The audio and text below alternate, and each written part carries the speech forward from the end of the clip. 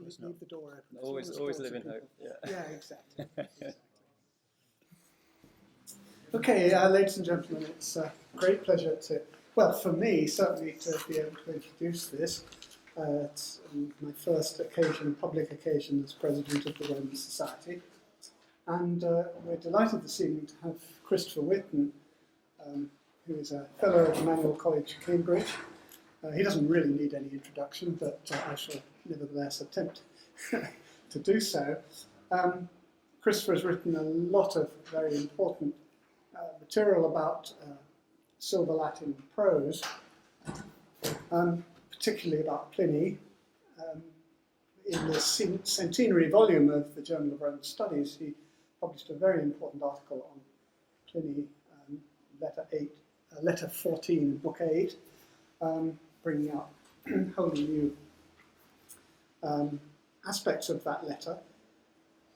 And since then, he has produced a lot more of material of the same kind, including, of course, a very important text and commentary of Pliny's Letters, Book 2, in the Cambridge Green and Yellow series.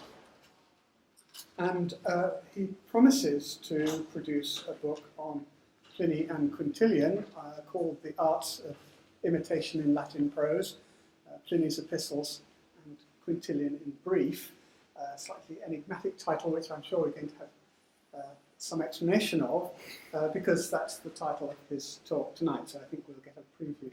So, Christopher, over to you. Thank you very much indeed, Tim. Thank you very much for coming. It's lovely to see some friendly faces here and some new faces too. And thank you for indulging me if I spend the next 45 minutes or so telling you about my pet projects of the last couple of years. As Tim says, I've been very much on a bit of a one track for the last few years since I got interested in Pliny's letters and found, I thought, rather more of interest in them than I think perhaps than I had been led to believe there might be when I first was introduced to Pliny as a young boy. And that has continued into, as Tim says, a book which I've been scribbling away at, and it has this very ungainly title, and today is going to be a chance to present some of the ideas in that book in a very brief form. So this is Quintillion in brief, if you like. I'm well aware that a lecture with the names Quintilian and Pliny in it is not a very hot ticket in this great city. That two works, both of which are relatively unpopular on their own, but when you put them together, that sort of squares the unpopularity. But I'm going to try and find some interesting things to say about them tonight, and perhaps convince you that they are worth a little bit more of a look together. At first sight, these are two very different works. Quintillion's Institutio Oratoria, a great didactic magnum opus. Pliny's Epistles, 9 books of apparently very casual, low brow, as it were, letters, intimate personal letters.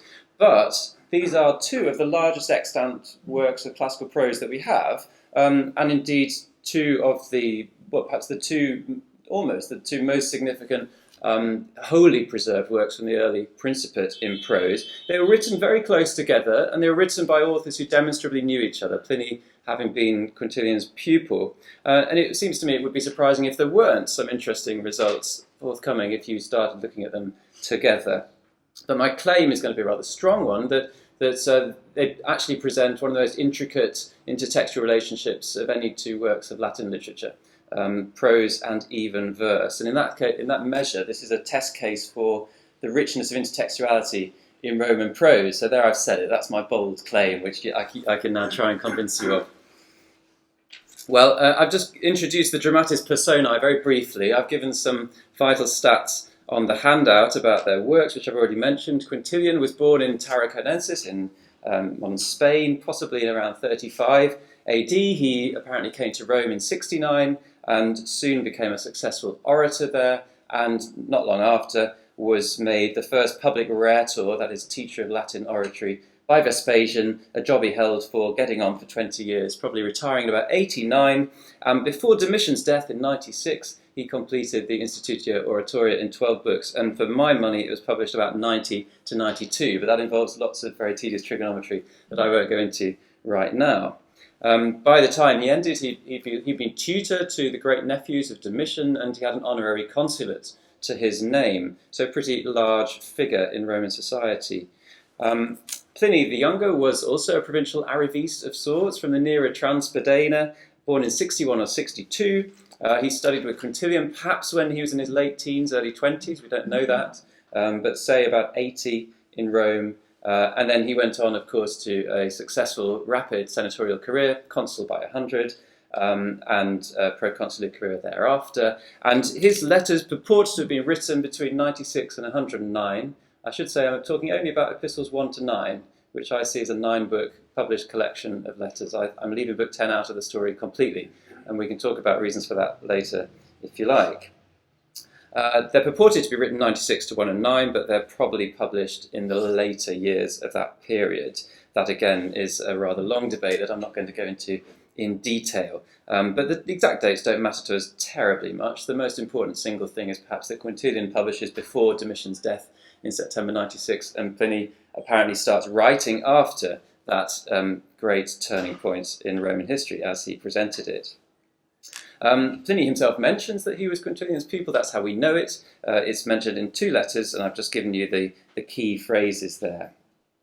So one burden of my talk is, as it were, a reception study of the Institutio. It is widely maintained in the handbooks that no one really read Quintilian until about Augustine, and then he got popular in the Middle Ages. I think that's blatantly obviously wrong. If you've ever looked at the Dialogus with, for instance, Roland's excellent commentary, it's also blatantly wrong if you've ever looked at the minor declamations. But Pliny's letters are another key witness to the fact that several people, and any of the audience who you think were supposed to notice it, were in fact reading Quintilian very carefully, and that this was a major work being put to serious cultural use rapidly.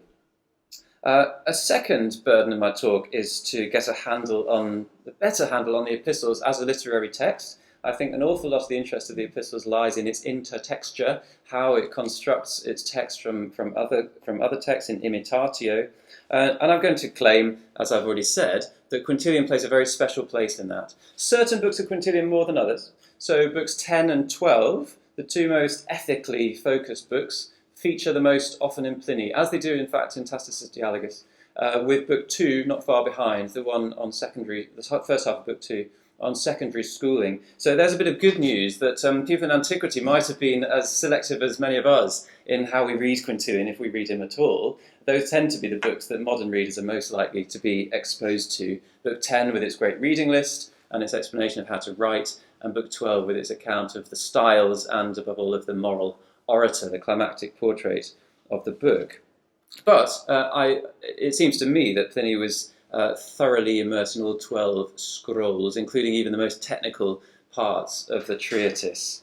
Not entirely surprising, perhaps, given how central rhetoric was to ancient culture and to the training of someone like Pliny. And one way of looking at what I'm going to present today is as a very interesting example of rhetorical training being put into practice on the page. Quintilian constructs an orator in the pages of his Institutio. Pliny lives the life of a successful orator and scripts that in his letters. Now, the challenge then is how to show this, partly because this is a very subtle business. There presents certain challenges of exposition because the imitation is rarely very conspicuous, not always the kind of concrete levels of proof that is typically sort of expected in the profession. There are various kind of rules of thumb that people tend to use when doing intertextuality. In prose especially, they quite like, for instance, there to be 2 rare words in close combination, or 1 extremely rare word, that sort of rule of thumb. And basically Pliny doesn't obey that rule, so it shows either that he doesn't know the rule or that we might have got the rules wrong. So I'm going to experiment today in not labouring the proofs. I've got some rather ungainly typography, which is going to do most of the work for me on the handout, and I'll leave you to inspect those with your microscopic glasses as you will. But I'll talk a little bit about each passage, and of course you can take me to task in the questions about the ones that you're sceptical of. And it's also an experiment in that I'm therefore seeking a critical mode of how to actually deal with this material, how to talk about it, and how to read it. Some way of trying to rise above the individual nodes and give some kind of adequate account of the whole picture. That is to say, some account that has some degree of coherence without being altogether flattened. Now, the third Dramatis Personae is imitatio. This is my little methodological prolegomenon. I've chosen a word that's relatively unfashionable in quite a lot of parts these days. Imitation has got a bad name for itself following the heated critical debates of the 90s and noughties. And many people these days regularly talk about allusion instead of that. And I just want to justify a little bit my sort of take on that and where I'm coming from in the broader picture of intertextuality in prose. Well, as I'm sure you're all very well aware, there's been a lot of excellent work on intertextuality in Greek and Latin prose, especially in Roman historiography. That's been where the most of the focus has been in the last 30 years or so. Tony Woodman's name, of course, ranks very high there.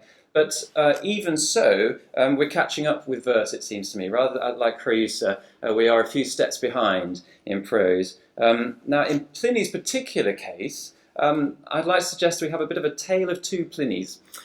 If you read the scholarly literature on Pliny these days, you'll find a lot of very hardcore elusivist reading by what you might call intertextualists. So Ilaria Marchese's book, for instance, makes a very strong argument that there is minute, often very fleeting poetic allusion running through the epistles, and this is absolutely fundamental to the meaning of the work. Now, on the other side are all the people who don't believe people like Ilaria Marchese, whom I might call the epistoliteralists. They have Sherwin White, the great commentator of the 1960s, as their standard. And if I may caricature, at that end of the spectrum, there tends to be a faith that these letters are basically historical, and that it's rather unlikely that historical real letters would be intertextually interested. That was essentially Sherwin White's view. He thought any allegation of intertextuality, because there had been some before him, was an attack on the historicity of the letters and therefore untenable, intolerable.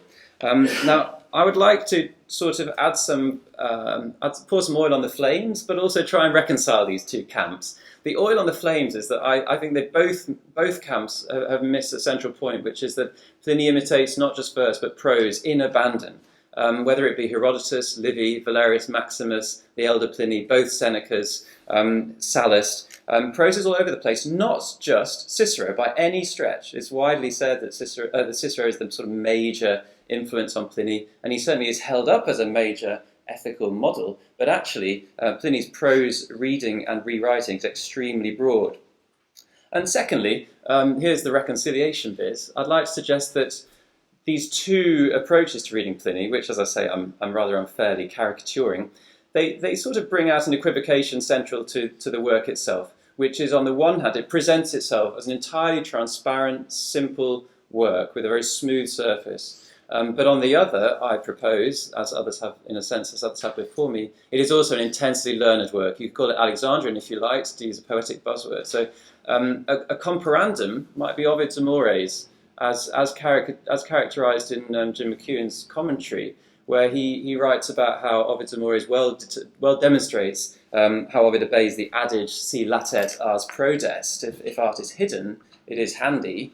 And in the Amores, that shows itself in that you have this very smooth, even glittering surface, but underneath it, if you actually inspect carefully, you find all sorts of interesting subcurrents. And I'd like to suggest that Pliny knew that adage about art hiding itself. Well, of course he knew it very well, because it was a rhetorical adage, but I'd like to suggest that he put that to similar use in the epistles as Ovid did in the Amores.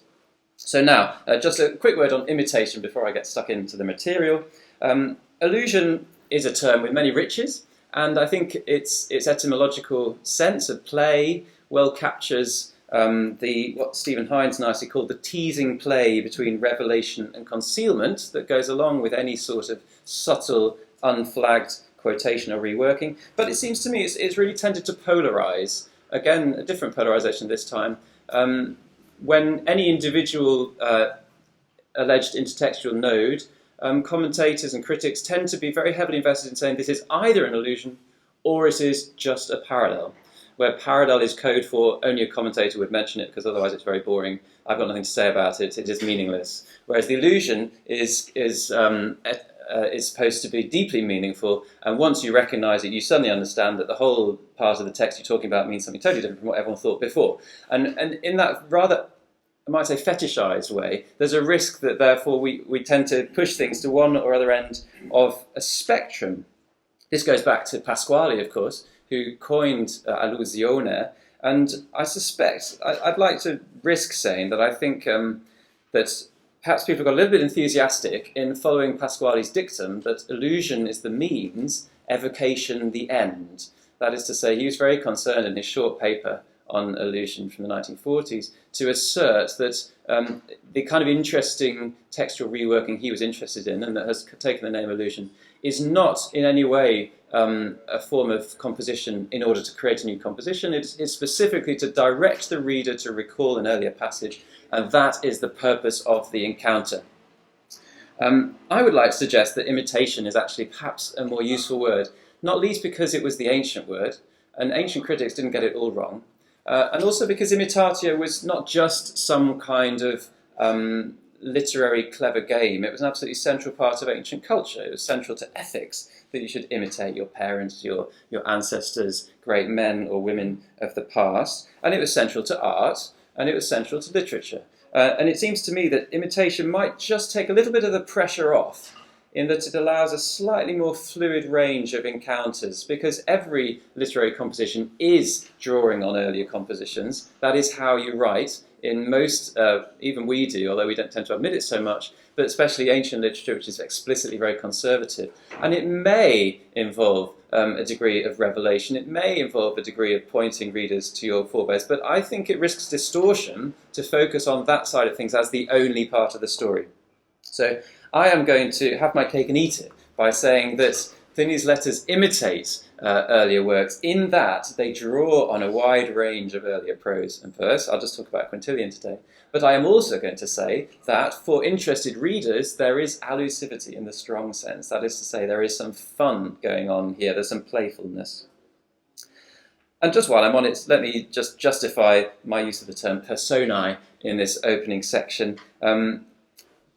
The thing about ancient imitatio is it is explicitly an ethical activity. It's personal.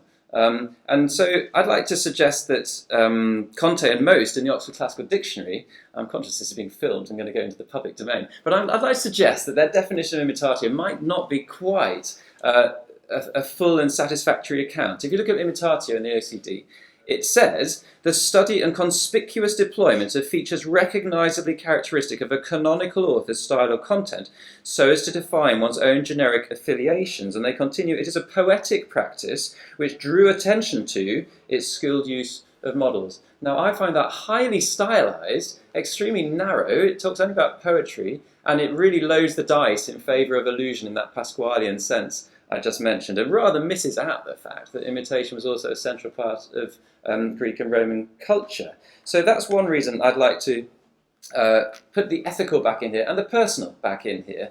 It is particularly hard to avoid that difficult biographical strain that we all so much dislike in literary criticism when you're dealing with Quintilian and Pliny, especially the Epistles, which really puts the person of the author front and centre, however we want to read that. So much for introductory remarks. As I say, my bold claim is going to be that Quintilian is the most important, and I'm therefore going to be very selective today. I'm not going to discuss some of that list of authors I reeled off earlier, or Cicero, and above all, I'm not going to talk very much at all about Tacitus, who is the other major intertextual player in the Epistles, and mostly, in my view, so far unnoticed. That is to say, the Agricola, the Dialogus, and the Histories. But that is something for another day. So, I want to begin by taking some first soundings and exploring some traccia in one of the senses of Alessandro Barchiesi. Traccia being an Italian word that means two things, and here I just want the first meaning, which is traces, the single moments of intertextual engagement, which with the so-called modello esemplare, the exemplar model, that is individual small-scale intertextual nodes, or modelling by individual source passages. But I'm also going to move quite quickly through these first examples across a range of what you might call structurality, from individual phrases up to a whole letter, which is reworking Quintilian in extenso.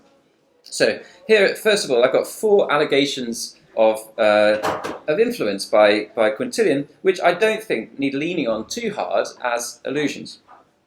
Epistles 3.1 describes the splendid retired life of Vestricius Spurinna, and late in the letter Pliny says it typically turns the letter to himself and says, number 1, I am already enjoying this life in my thoughts and wishes, ready to embark on it as soon as age allows me to sound the retreat. Ut primum ratio aetatis receptui canere per miserit. So a military metaphor there, a specifically naval military metaphor, is going to turn out if we compare Quintillion on the retirement of the orator. In his last chapter, 12:11, he describes how embarrassing it can be if you keep practicing until you get sold that you start forgetting things in court. And then he says, and therefore, before falling into this ambush of age, he will sound the retreat and come into harbour while his ship is sound. Antiquam in hars aetatis veniat insidias receptui canet, et importum integra nave perveniet. Now, my emboldening picks out some of the similarities here, which focus on two simple words, receptui canet, which is a fairly familiar metaphor. Sounding the retreat is used in all sorts of ways, mainly in Cicero, but only in these two passages is it used of retirement. Quintillion's retired orator, Pliny's retired senator. And then if you add to that some of the further, rather trivial seeming details, each is preceded by aetatis, each is in a temporal clause, and each ends in a verb beginning with per. This is where I really test your credulity. Then it starts to get hard, I think, to see this as not some kind of reworking. We could haggle over how conscious we want it to be. And we could interpret this in various ways. For instance, the orator, Quintillion's orator, has been turned into a senator, so that's a broadening out of the focus. And there's an ethical shift too. Quintillion says you must retire before you embarrass yourself, but that no sooner. Pliny says, I can't wait to retire. With his typical show of humanity, Pliny likes to parade the fact that he's an imperfect human soul. So there you could, that's just a sort of starting point of how you could take that in an interpretative direction. But I'd like to suggest that a large part of what's going on here is aesthetic. Pliny is taking over a nice metaphor and including it in his own text. Second one, this is the letter about Valerius Licinianus, who got caught up in the trial of the Vestal Virgin Cornelia under Domitian. This is one of the great anti-Domitianic letters. And I just got a very short extract from it. When his advocate, Herennius Senecio, appears in court, Herennius Senecio spoke for him in absentia, along the lines of the famous Caetae Patroclus. Patroclus lies dead. What he said was, I am turned from advocate to messenger. Licinianus has abandoned his defence. Now that's a reference to Antilochus in Iliad 18, who, with famous, the rhetoricians in antiquity repeatedly cited him as an excellent example of brevity, because he turns up to Achilles and says, basically, Caetae Patroclus, right? Get straight to the point, and in fact he gives about a 4-line speech. But this becomes emblematic of how to be brief. However, only one Latin author refers to this, and it is Quintilian, and it's in Quintilian book 10.1, which is one of the best-known passages of the Institutio, where he says, who could narrate more concisely than the man who brings the message of Patroclus' death, quamqui mortem nuntiat Patrocli? And I would like to suggest that here we have a translingual imitation. Pliny starts from Quintilian's description of Antilochus, slightly pointed description in that he reduces him to a messenger, you might say. He just becomes the messenger of Patroclus' death. And that becomes Caetae Patroclus. He puts it back into Greek, which is a typical thing he does in the Epistles. And he uses that point about Licinianus, who allegedly said, I have been made a messenger instead of a lawyer. So that becomes rather more pointed in his version. Now, you may object, among many objections, you may say, well, perhaps Pliny remembered this from the schoolroom. He learned this lesson from Quintilian when he was a 17-year-old lad, and it stuck with him. Well, maybe so. But in very small print, I've put on the handout a selection of the times where a particular word or phrase in the epistles in Greek can be traced, with far too often for it to be accident, to a letter of Cicero, to establish what I hope is some kind of pattern, that when we find Greek in the epistles, it is very often carefully planted, and we can often actually trace its origin if we want to. Third letter is to Suetonius, who apparently has written a book of hendecasyllables, and Pliny is telling him to get on and publish them, because he apparently is hesitating. Perfectum opus absolutum quest, nec jam splendescit lima sed atteritur. The work is finished and complete. It's no longer gaining sheen from the file, but being worn down. We all know this mistake. If you keep revising something too long, it starts getting worse. Now, that's very much the lesson that Quintilian gives on his very short chapter, or paragraph really, on revision, Institutio 10.4. At some point, stop and declare it good, or at least adequate, so that the file polishes the work rather than wearing it away. Ut opus poliat lima non exterat. Now again, I won't walk you through all the structural and syntactical details, but you can see we have an antithesis with lima in the middle, different cases, with a compound verb of terere, and the very similar idea indeed. Again, with a typical shift, Quintilian is rather realistic. He said, well, just decide at some point it's good enough. Whereas Pliny, who is being typically unctuous to his addressee, says, your work is brilliant, it's perfectum and absolutum. So things get hyperbolized and talked up, but I suggest this is exactly the same little motif being reused. And fourthly, one of the last great Tacitus letters, Epistles 9:23, where he describes how someone had been in the circus and had said, when someone said, well, you know who I am because I'm very famous, and he says, oh, right, well, are you Pliny or Tacitus?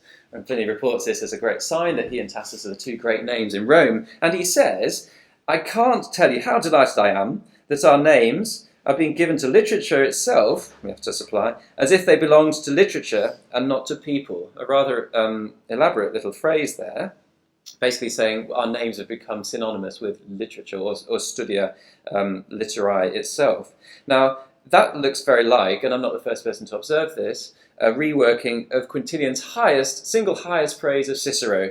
With good reason, the accolade in his lifetime that he reigned in the courts, but after death he achieved more. Cicero is now held to be the name, not of a person, but of eloquence itself. Now, the vocab there could not be much blander. I've got non, homo, and nomen, which would not pass many tests for rare vocabulary proving allusion. But I would like to suggest that the conceit is what seals it, as it has in fact with all four of these. It's not so much the lexis, it's the idea, it's the conceit, the sententiousness, if you like. And in this case, it has very strong potential ramifications. If Pliny is setting up himself and Tacitus as latter-day Ciceros, that, of course, is very easily plugged into a common reading of Pliny's Cicero emulation that runs through the letters. So those are my first four little miniature starters for 10, as it were. I now want to shuttle to the other end of the scale, to the zenith of imitatio in the epistles, which is Epistle 7:9. It's a letter in which Pliny gives instructions to a young senator, Fuscus, on what sort of studies to do in his summer holidays. He's evidently out at his villa for the summer, and he has been for some time, it becomes apparent.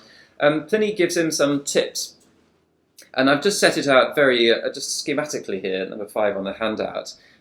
He first gives 3 specific exercises that you should do. You should translate in and out of Greek.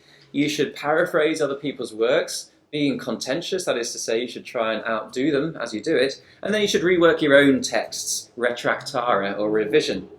And then he says, but it's also very important that you vary your studium, so why not do a bit of history, write some letters every now and again, and above all, poetry is an excellent thing to write, and he even writes some of his letter in poetry, which is a rare and not entirely successful act.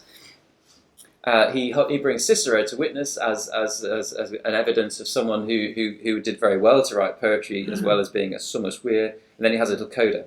Now, the whole letter, and I'm not going to try and set this out in detail, is very specifically and tightly constructed on the model of what we call chapter 10.5 of the Institutio, which is where Quintilian describes exercises for mature students, that is gymnasmata. And he describes 3 exercises: translation from Greek to Latin, paraphrase, which should be contentious, and reworking your own texts, nostra tractare. Then he goes in a different direction. He goes into some more special exercises called theses, and he gets onto his old hobby horse of declamation. But in the course of that, there's a brief excursus where he says it is not a bad idea occasionally to write some history and dialogue, and even poetry is permissible from time to time. As we know, Cicero wrote poetry, and that didn't do him any harm. So I hope you can see from that, if you're willing to go with me on a little bit of trust, that we've got a very striking set of parallels here. Now, there's lots of subtle differences, just as we saw with the first 4 brief encounters. There's never any simple transfer. There's always as much difference as sameness. That's one of the problems Sherwin White had. He didn't understand that when you imitate, you also vary. So he never believed imitations when they were suggested to him, at least in print. I never met him. And actually, this idea of modelling a whole letter in extenso on an earlier text is not unique. I've given 4 other examples on the handout, one of which, since I'm invoking his name rather in vain, was recognised even by Sherwin White, that when Pliny writes to Tacitus and says, please include me in your histories, we are clearly invited to think of Cicero's letter to Lycaeus, when Cicero says, please would you write a history about me. It's subtly done, but there are some clear nuggets of specific phrasing that seal that deal. Now, if we zoom in a little bit, let me just give you a taste of how this works at the smaller scale. Number 6 on the handout just takes a few extracts from the bit about history and dialogue, and letters. And again, I'm leaving the typography to do most of the work. The main points I'd like to bring out are that Quintillion says write some history and some dialogue. Pliny says write some history and some letters, a not entirely surprising bit of self-reflexivity, that in this letter he says, why not write some letters? Rather more poignantly, Quintilian says it's not entirely not unpermitted to write some poetry, he says. Pliny turns that into something much stronger, and he says, well, people call it lusus, just playing around, and notice that Quintilian wrote ludere, but he says actually poetry can bring you great glory.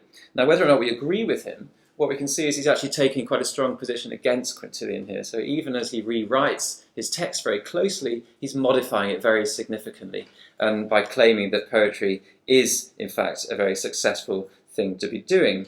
Now, while I'm on self-reflexivity, I just want to tread on Tacitus's toes for just one moment, pick out the phrase about why you should write letters. This is number 7 on the handout. For often, in Oratory 2, we want pressus sermo purusque. How did I translate that? Plain and simple language. And you get this from letters. Pressus sermo purusque ex epistolis petitur. Now, it has long been noted by commentators on both Pliny and Dialogus that pressus purus, that combination of adjectives, is also found at the start of the Dialogus. A moderately interesting observation, I suppose, in itself. We could add that in each case it has et before it and nam at the start of the sentence. We're still not going to be very excited. Now we could add the alliteration, which is unique to my knowledge in the Dialogus, this very heavy p alliteration, and we find it the same in Pliny. But where it really starts getting interesting, it seems to me, is that Tacitus is writing about a man called Secundus, and Pliny's name is Secundus. So different Secundus, of course. But Tacitus's Julius Secundus here has been very naughtily plucked out of the Dialogus and turned into Gaius Plinius Secundus. And where has he done it? In the very phrase where he writes out Quintilian's suggestion that we practice writing dialogues. Right now, maybe I have a twisted sense of humour, but I think that's quite funny, actually. I would like to propose that this is where self-reflexivity can be really quite wry. The wryness continues in the coda, which I put as number 8 on the handout. This is the second high point of the allusivity of this letter, when Pliny gets to the end and says, well, there we are, I've finished the letter. Oh dear, I forgot to give you a reading list. Now, given we've been spending the whole letter in Quintilian Book 10, you have to be pretty slow not to pick up the joke there, that he has not done the half of Institutio 10, the great reading list. More specifically, he then puts in a little a proverb which has made it into Otto's Römische Sprichwörter. Aiunt enim multum legendum esse non multa.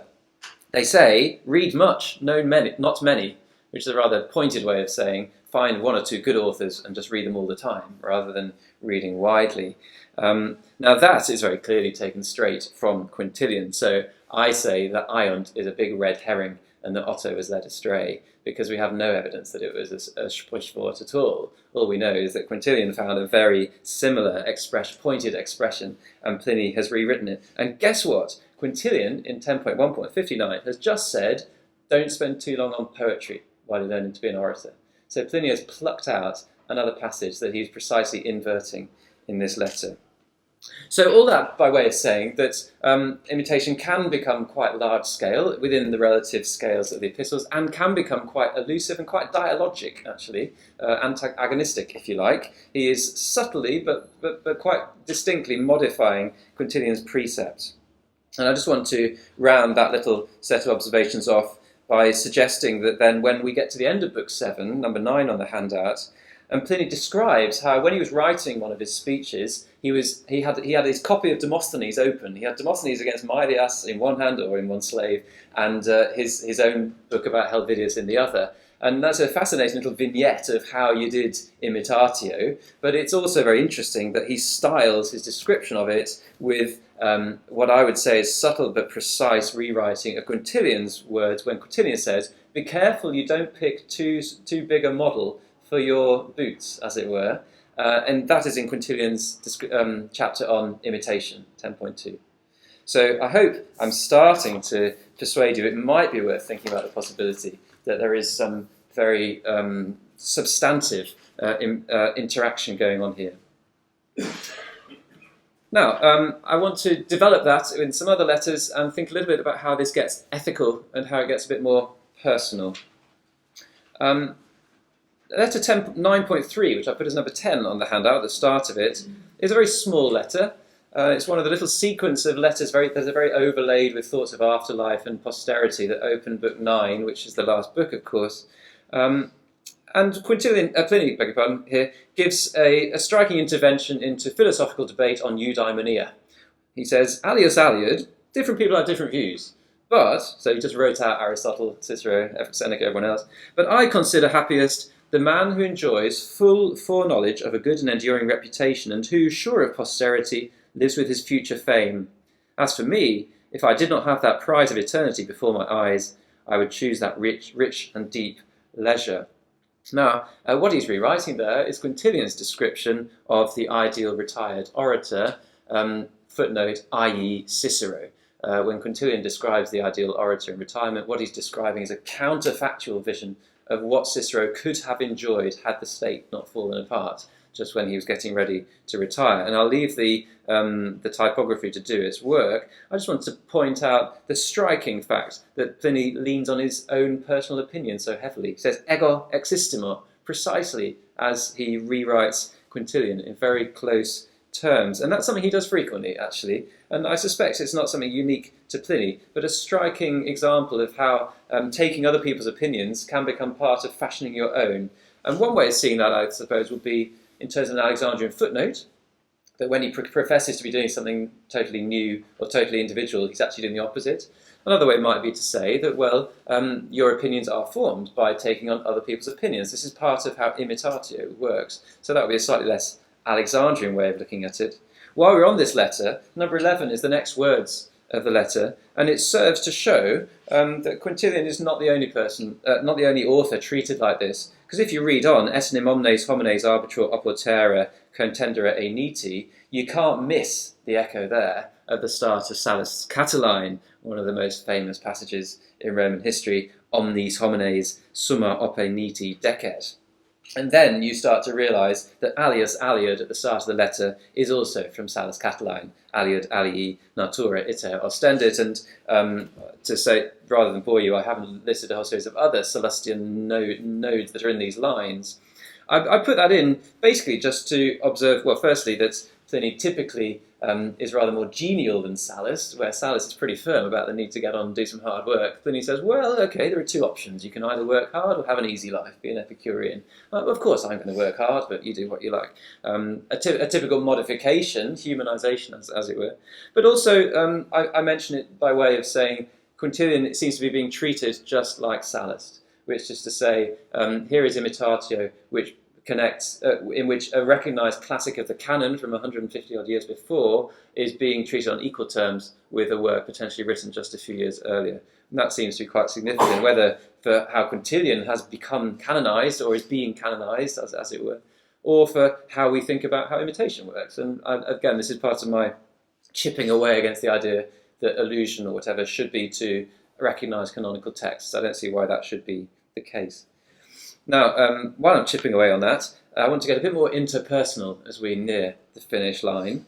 And here's a bit more of Conte and Most. And here I want to agree with them. Typically, ancient literary theory tends to view systematic issues like tradition and genre in interpersonal, binary, and hence moralistic terms. And here I think we start coming closer to the beating heart of the epistles, which is, it is a work of ethopia, if I may use a slightly pretentious term, creating an ethos, creating a persona, if you like. And it does it, this ethical creation of the person, through text, of course, because how else could a text do it? And it does it through intertexture, not least with Quintilian. And I just want to go into 4 examples in just a fraction more depth than I did with the first 4 I talked about. Number 12 strikes me as a particularly interesting one.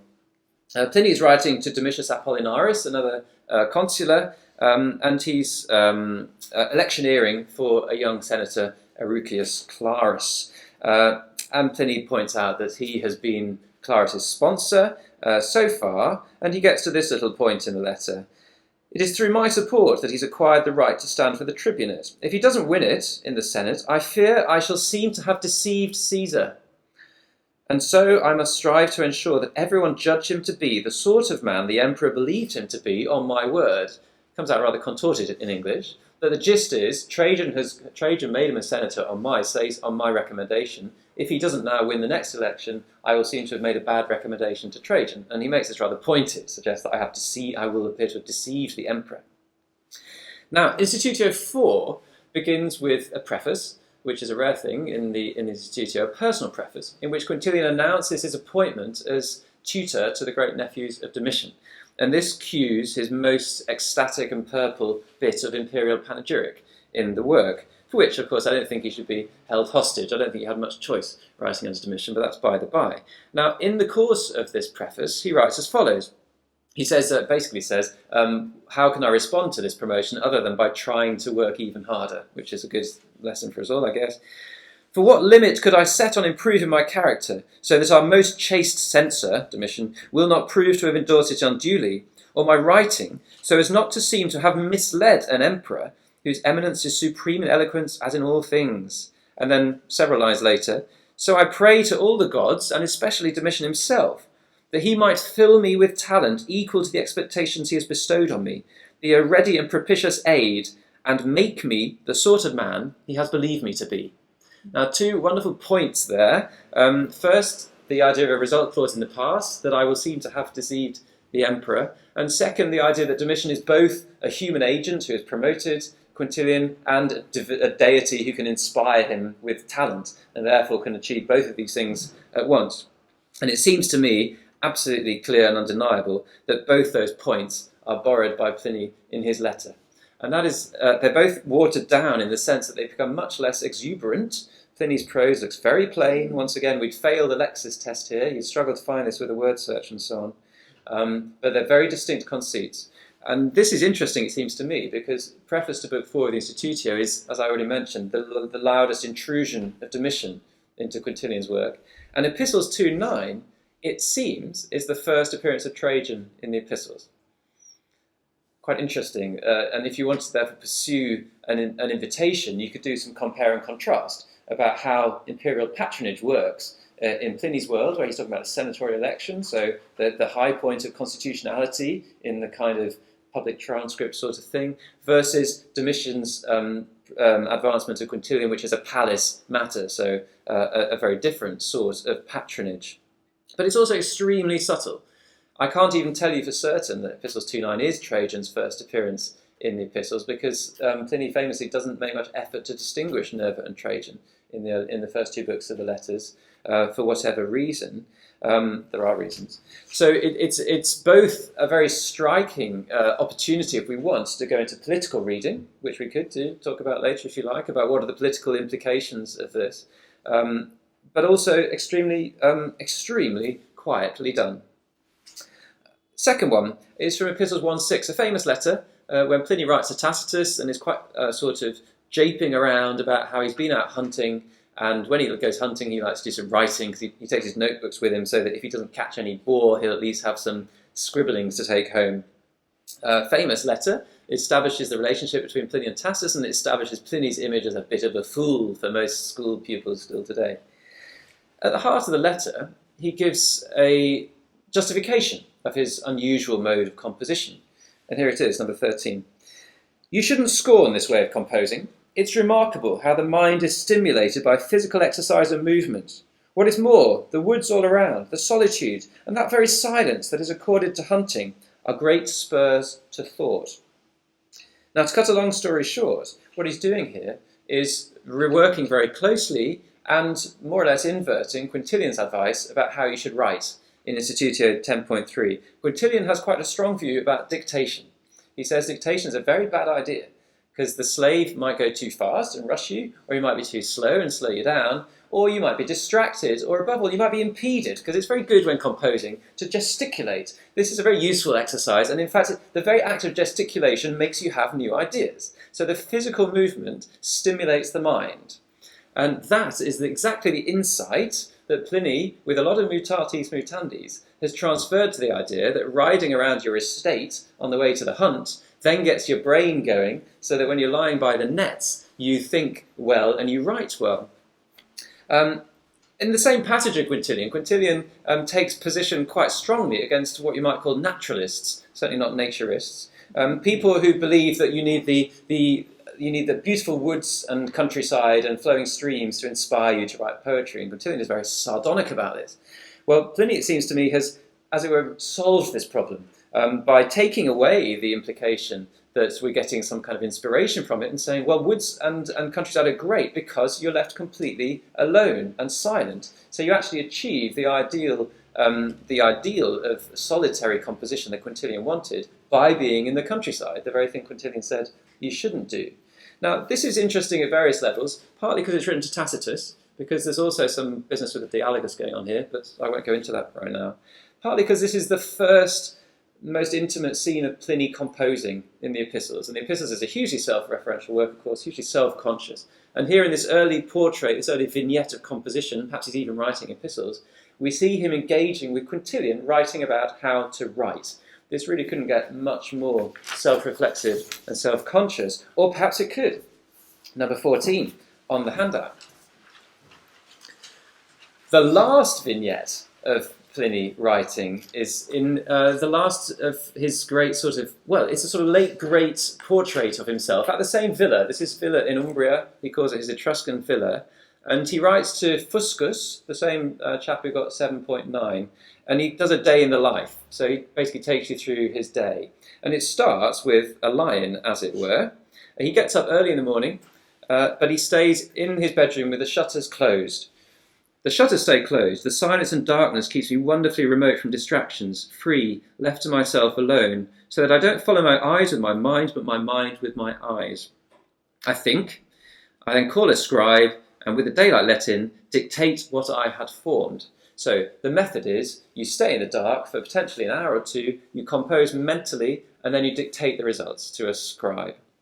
Now, this dark composition has reminded people before, and rightly so, of how Demosthenes allegedly went down to a cave to do his composition, and Quintilian refers to that, and fancy where, in exactly the same bit of 10.3 which we were just looking at with respect to Epistles 1.6, that first letter to Tacitus. It's the very next sentence is about how Demosthenes was wise to go somewhere where he couldn't hear or see anything, so that his eyes did not distract his mind. You can see there the origin of Pliny's play on eyes and mind.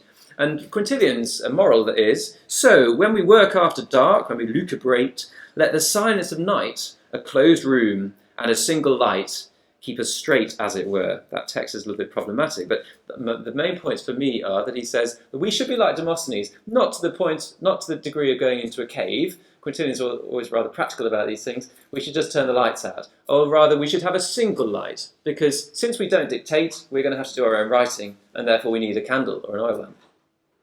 Now, Pliny rewrites this in typically minute fashion, and the typography is intended to show that. But in the same process, he actually, again, takes position strongly against Quintilian, because Pliny dictates. He does the thing that Quintilian says you really shouldn't do. Quintilian even calls it delicii, right? It's a slack thing to do, to dictate. But Pliny points out something rather important.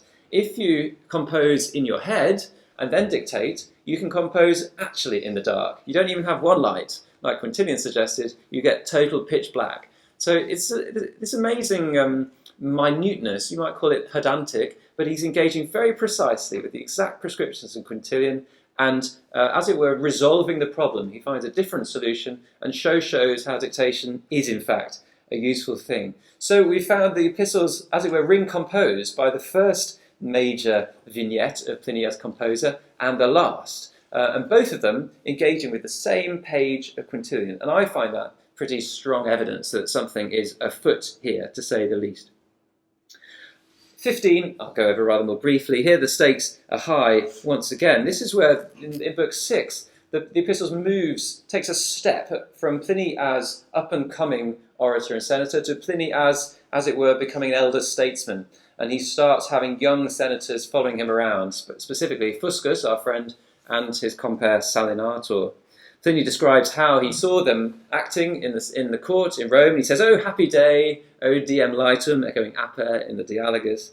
And then he says, "For what could be more joyous for the state than that young men of the highest distinction are seeking a name and reputation through oratory, or more joyous for me personally than that I am held out as an exemplar for men striving for honest goals." Now, I'd like to suggest that what he's doing here is picking out another unique moment in the Institutio Oratoria, the one time where Quintilian talks about living orators. And Quintilian says, people who write after me are going to have plenty of rich material because there are talents of the highest order currently lighting up the forum. And you might think that Pliny might have thought that he was one of those. For advocates who are now fully fledged rival the ancients, and the efforts of young men striving in the best direction imitate and follow them. There again, the same two-step of young advocates, old advocates. Pliny's flipped it round. He's reworked some of the wording, but I think it's fairly clear to see that this, once again, is a very precise reworking. So, we've had a whole series of intertexts, which are also adding up to a certain degree of life plotting, as Pliny presents his life on the page and his creation of that life on the page. So this is where I come back to Barchiesi's Tracce and ask the question, do these traces also add up to a trail? Is there something more macro-structural at work here? And I'm going to say, yes, I would like to propose that the Epistles is a full-scale reworking supplement, as it were, anaplerosis of the Quintilian's Institutio Oratoria. So this is either final confirmation of my thesis or final confirmation that my sanity needs questioning, or perhaps something in between. The letters begin with a very famous sentence to people who read a lot of Pliny.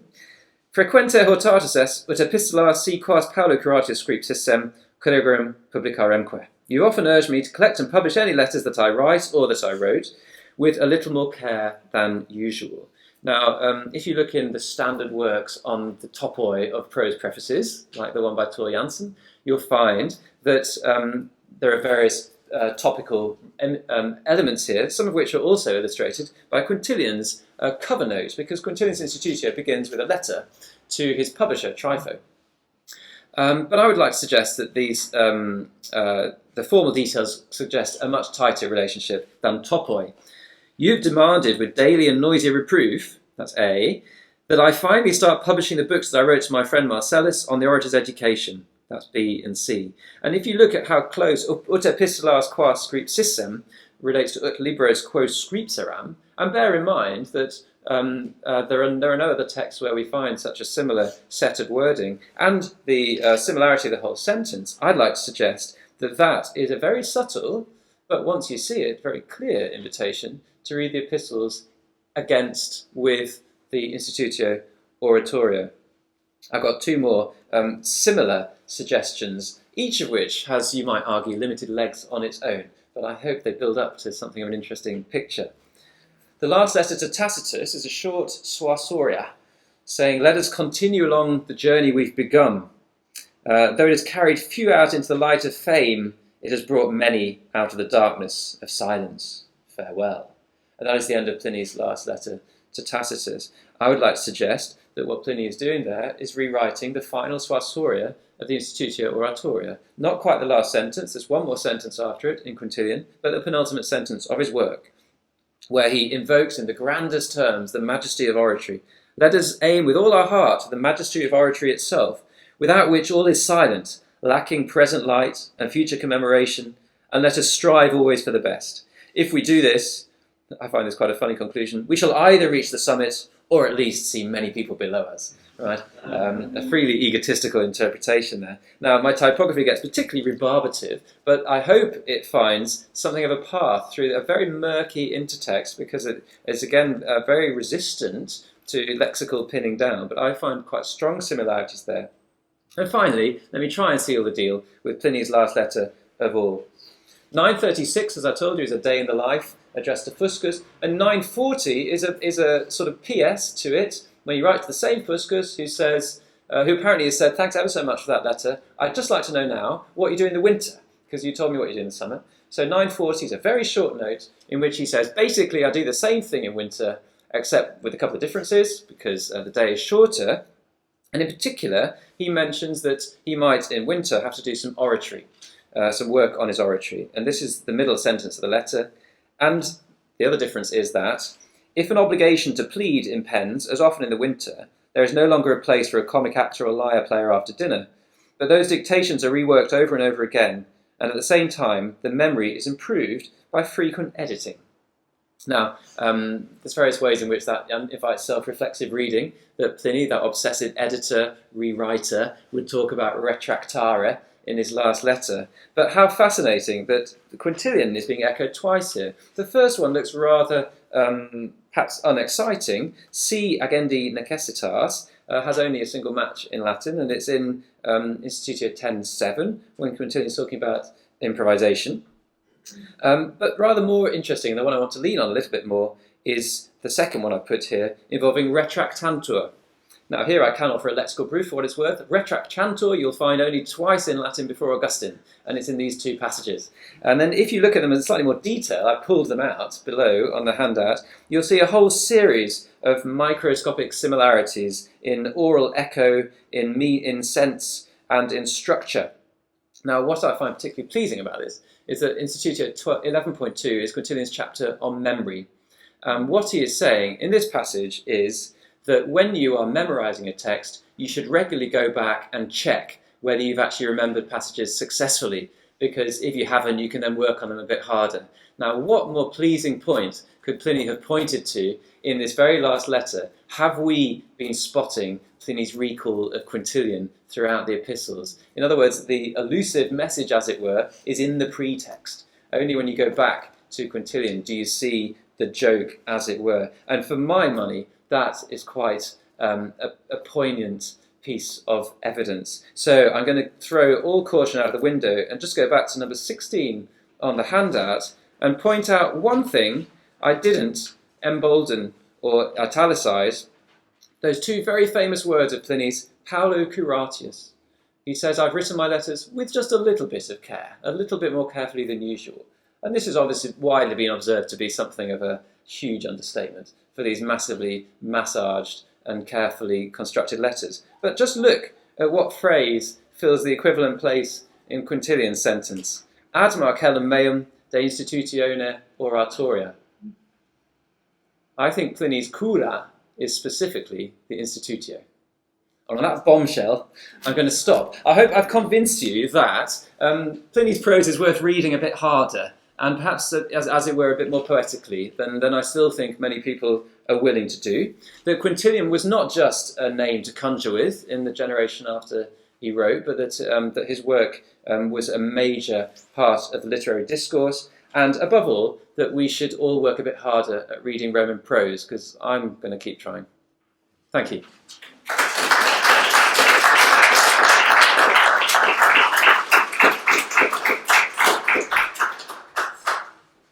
Thank you, Christopher. I found that, absolutely compelling, persuasive, certainly convincing. The question with this sort of paper, and I think it's absolutely brilliant example and beautifully set out, is what exactly have we been told here? When an author like Pliny imitates in this way, it seems to me you're saying he's doing it very, very consciously. He's constructing this thing so that alert readers who must have both texts absolutely in their minds will see all of this. And then your final conclusion, of course, is precisely that explains the whole thing. You really won't understand Pliny at all unless you've understood its relationship with the Studio Oratorium. But then I start to wonder, well, how much of this might be unconscious? I mean, he obviously knows Quintilian backwards, he respects him, he's his teacher, uses phrases out of him more or less naturally, as one tends to do with books that you've read and have been very influential. And sometimes you do it without having a major program. That's the thing. So I'm sort of wavering one way or the other. But thank you. So, I mean, I did think it was compelling. Absolutely, this is brilliantly explained and extremely well done. Well, thank you. May I reply to that? Yes, please. Because you raise a very important point that I didn't actually talk about, the cognitive side of intertextuality, which I think is a fascinating area that some people are starting to work on. Raphael Line in Cambridge has written a book on cognitive intertextuality in rather later post-antique literature. So this is trying to work out how it actually happens in someone's head, which is a fascinating thing to try and do, and I'm utterly unqualified to speculate. It's a very legitimate response, and it has, of course, always been a standard response to 30 years ago people were saying similar things about, say, when people suggested that Virgil might be alluding to Apollonius of Rhodes. Anything when it's not yet become an established part of, we all agree that it's a standard relationship. It is a standard reaction, a very reasonable one, I think. One of my sort of reasons. Well, I suppose I have a couple of reasons to feel confident that it doesn't all boil down to the subconscious.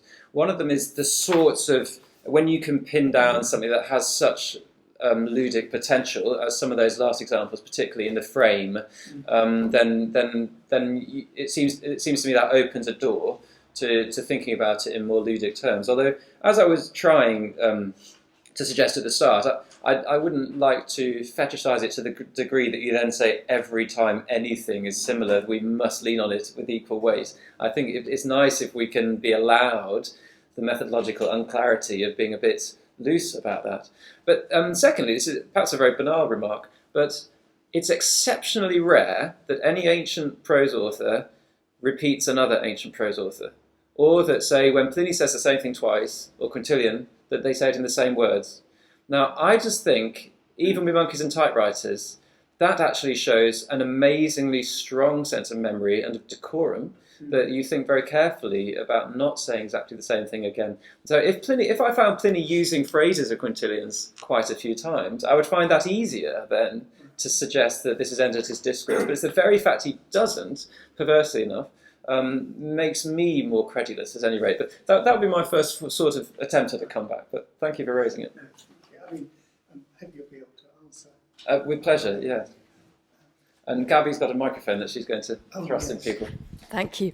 Oh, thank you very much, Christopher. A really splendid talk has given us so much to think about. I am very much persuaded about your argument for deliberate imitation, and it seems to me that there is actually quite a strong discourse within Latin prose literature of kind of, I mean, I'm thinking here particularly of Seneca and Seneca's letter 114, but also some of the other letters as well, that are very focused on kind of what one's engagement with models should be. But in letter 114, particularly on a stylistic level, but there are very clear parallels between, as you were suggesting, stylistic modelling and ethical modelling, that one chooses ethical models to, when one's thinking about one's behaviour in certain sorts of kind of particular situations, faced with particular moral challenges, but actually stylistically as well, one might think about different models in different contexts perhaps. But but at the same time, there is a sense of the individual ingenium, and the term ingenium is an important one in, was it letter 7 733, 730. Yeah. I mean that sort of that's Varietas Ingeniorum. There, kind of, there's a distinction. Apparently, a sort of very modest distinction between the maximi et minimi, but that there could be other kinds of particularity. It's obviously an important facet of this kind of idea of your own individual prose style. And Seneca's very critical of those who copy too closely the prose style of other people, but you need to kind of articulate your own style. Mm. Yeah, as is Quintilian. So this idea that you really need to digest it and it becomes part of yourself and it shouldn't be superficial. Yes, I mean, and thank you. I mean, that speaks very much to the sort of things I had in mind, that it is an ethical activity. And I suppose one of the things I hope I was trying to get across was a sense that to talk about Pliny imitating Quintilian is, I actually let it go without saying, is not suggest some kind of passivity or just a simple reception.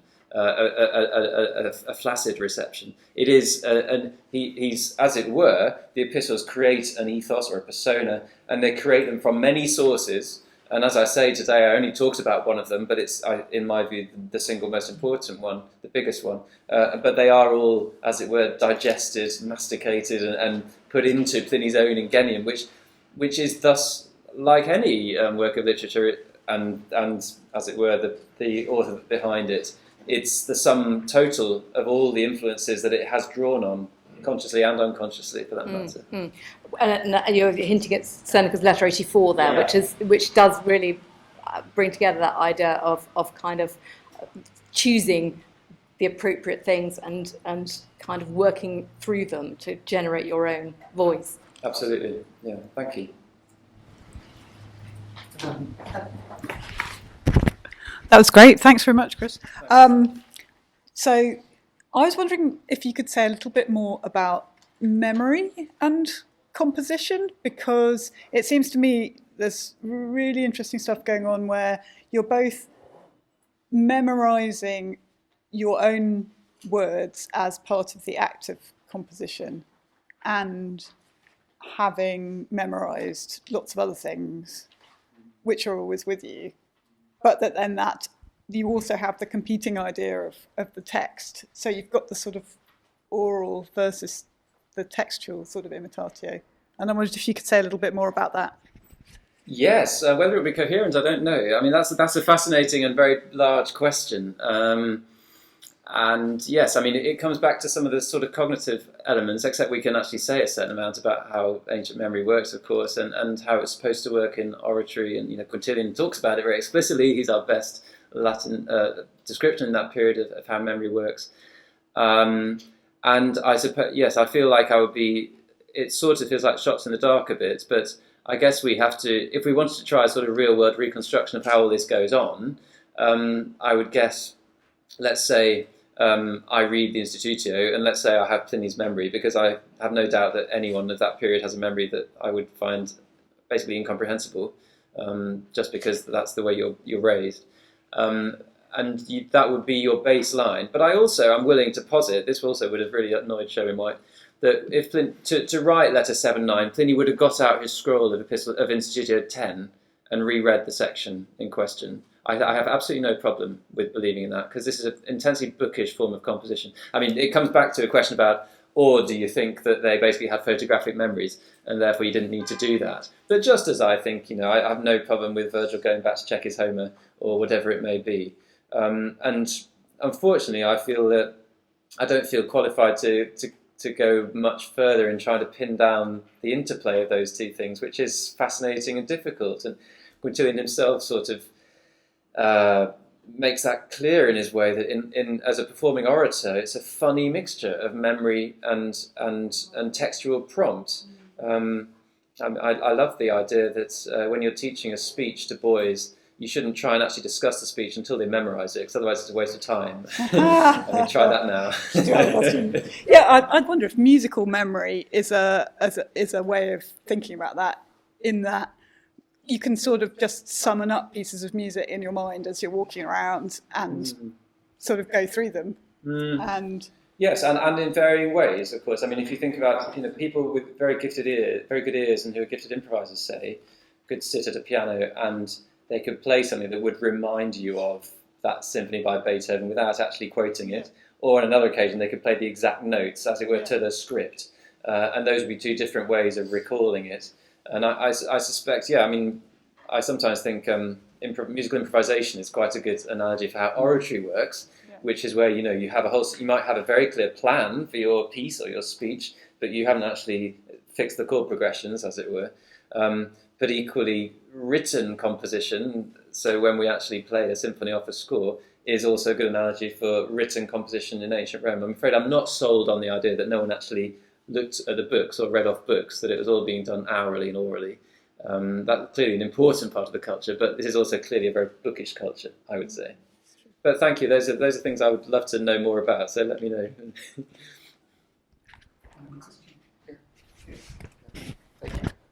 So I was wondering, I'm completely convinced by what you said in terms of the intertextualities, and I was wondering how you think that draws attention to the narrative parallels as well, because I read the Quintillion's Institutio quite recently, and I noticed that he has a lot of messages about, it's not just how to be a good orator, it's also how to be like a good oratorical statesman, in a way, like how to improve society. And that's a huge message in Pliny. It's how he's not just a good orator and a good literary man, but also how he's contributing to this kind of new virtuous Trajanic age, almost. And I think in a way, the way he expresses it is most similar to Quintilian.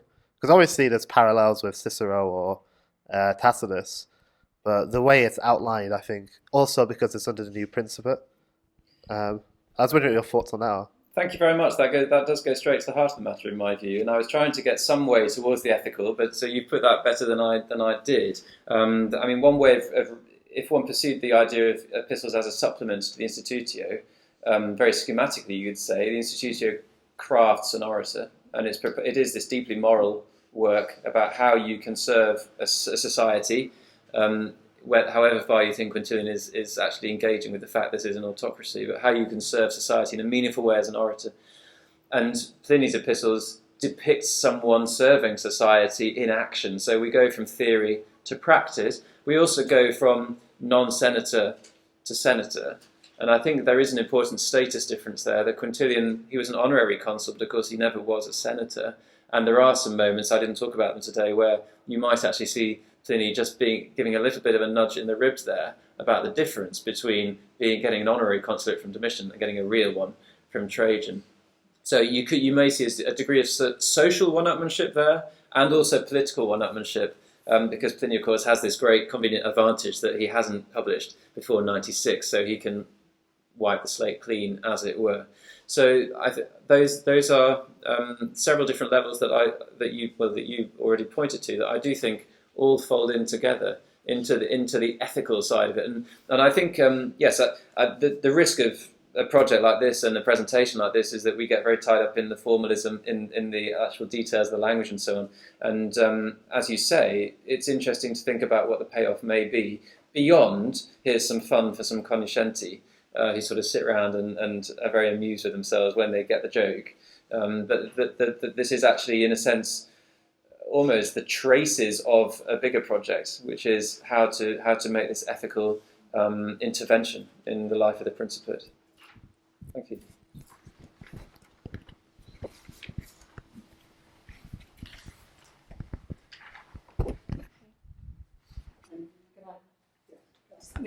Just following up on that, I mean, in some ways, Quintilian is a more comfortable model to be kind of in competition with than Cicero from a political point of view, because Cicero is the kind of different political circumstances mean that Pliny has to distance himself from the political circumstances that Cicero is faced with. I just also had just a small question about your passage in Quintilian 10:3, and where the presence of the slave impedes composition. I think that's incredibly interesting, because so often we're led to believe that the presence of the slave is kind of invisible, and that the kind of free man literary figure kind of just regards the slave as a kind of extension of himself. And here we have a sense of a kind of friction between the slave and the author. Yes, I mean, when you see the butler in Downton Abbey, you know, do they really manage to not to notice the staff around? I mean, I suspect that is quite a nice insight. Depends how lucky you are with your slave and how well you get on. But I think it's fairly clear that Quintilian does not think a slave blends into the background.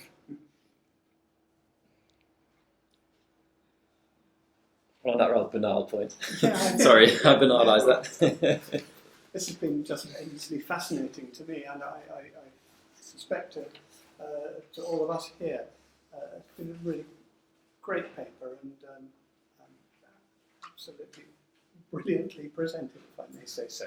So I think we're going to go and have a drink now, I hope. But before we do that, I think we should thank our speaker.